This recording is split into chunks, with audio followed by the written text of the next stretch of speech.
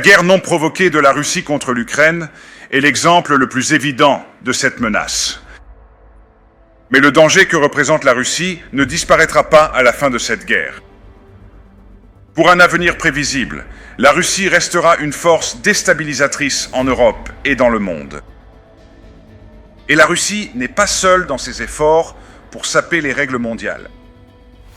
Comme vous le savez, elle collabore avec la Chine, la Corée du Nord, l'Iran et d'autres. Ils intensifient leur collaboration en matière de défense et d'industrie à des niveaux sans précédent. Ils se préparent à une confrontation à long terme. Nous ne pouvons pas être naïfs. Nous devons être prêts. Alors, apportez vos idées, mettez votre ingéniosité à l'épreuve et utilisez l'OTAN comme terrain d'expérimentation.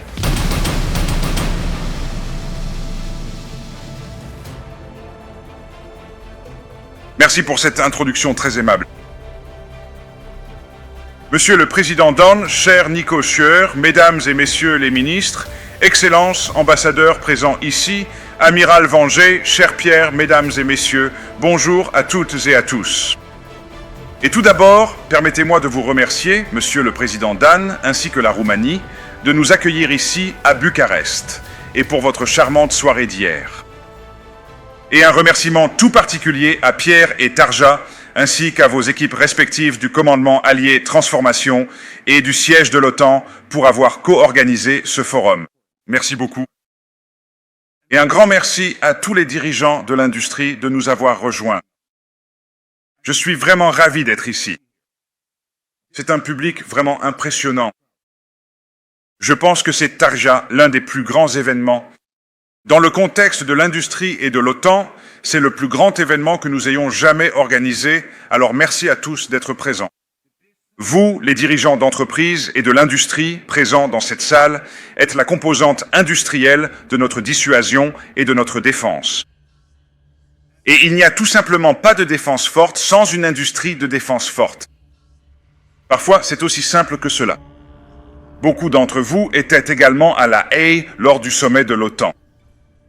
Et le forum de l'industrie de défense du sommet de l'OTAN que nous avons organisé dans le cadre du sommet. Je crois que l'ensemble du sommet à La Haye, y compris ce que nous avons organisé dans le cadre de l'industrie, a été historique, il a été couronné de succès et nous avons pris des décisions importantes pour rendre l'OTAN beaucoup plus forte. Et le président en a déjà mentionné quelques-unes. Car à cette occasion, les dirigeants de l'OTAN ont décidé d'investir 5% du PIB dans la défense d'ici 2035. 5%. Et nous savons tous que cela représente une somme considérable. Ce sont des dépenses importantes. Mais c'est ce dont nous avons besoin pour rester en sécurité. Dans ce cadre, les dirigeants ont convenu d'acquérir davantage de capacités de défense, notamment des avions, des chars, des navires, mais aussi des drones, des munitions, ainsi que des capacités dans le cyberespace et l'espace. Nous sommes maintenant en train de transformer ces décisions en actions concrètes. Et pour cela, nous avons besoin de vous. Le dialogue ouvert entre l'OTAN et l'industrie sera essentiel pour tenir ces engagements. Nous faisons des progrès. On pourrait même dire que nous faisons de bons progrès. Il y a plus d'argent sur la table et encore plus va affluer.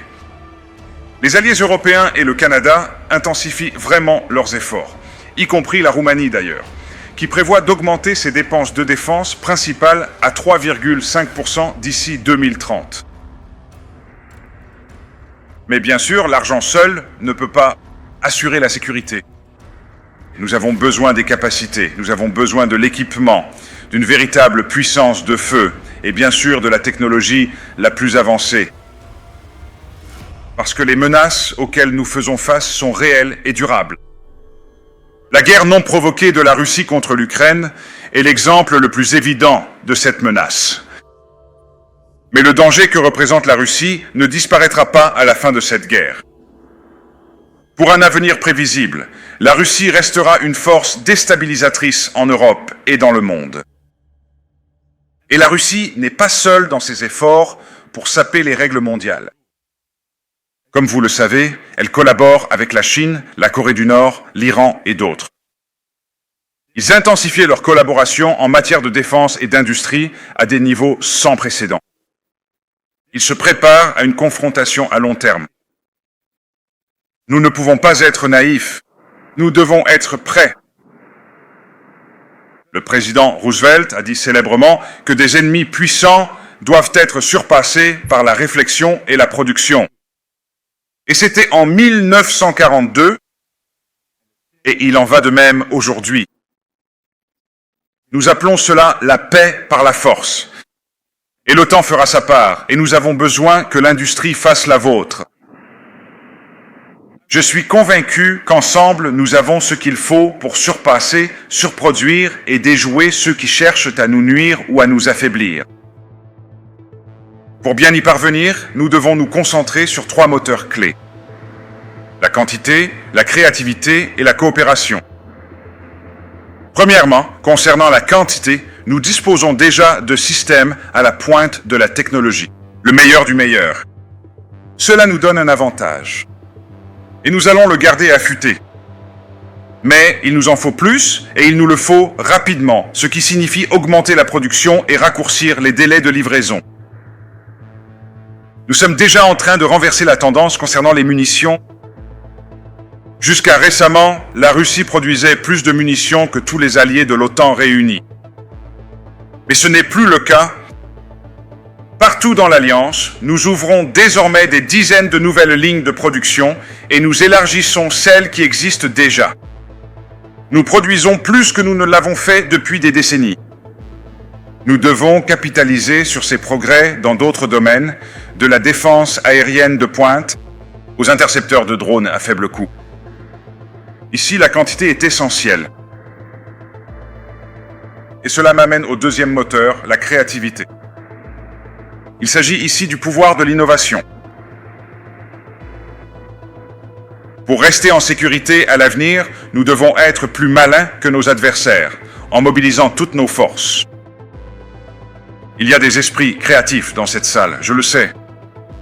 Des grandes entreprises établies aux petites start-up, nous avons besoin de ce que vous pouvez offrir. Et nous vivons dans des sociétés libres où votre créativité peut s'épanouir. Alors, apportez vos idées, mettez votre ingéniosité à l'épreuve et utilisez l'OTAN comme terrain d'expérimentation. Nous avons l'accélérateur d'innovation de défense pour l'Atlantique Nord, ou Diana, avec un réseau de centres de tests et de sites d'accélération à travers les pays de l'OTAN. Nous avons également le fonds d'innovation de l'OTAN, le premier fonds de capital risque multisouverain au monde. Grâce à ce fonds, nous investissons dans des start-up technologiques de pointe à double usage qui peuvent soutenir notre défense, notre résilience et notre sécurité afin que nous puissions aider à développer la prochaine génération d'innovateurs. Le troisième moteur dont je veux parler est la coopération. C'est le cœur de métier de l'OTAN. C'est aussi la raison d'être de ce forum industriel de l'OTAN. Rassembler les idées, les ressources, l'industrie de 32 pays à travers l'Europe et l'Amérique du Nord est une force considérable. Faites-moi savoir ce que vous en pensez, c'est toujours avec beaucoup de plaisir. Et aussi, YouTube nous dit que beaucoup parmi vous regardez les vidéos, mais vous n'êtes pas abonnés. Pourquoi c'est pas encore fait? Je vous encourage de le faire, s'il vous plaît. Et avant de quitter, on fait ça, ok? Ça ne vous coûte rien, ça nous fait du bien. God bless.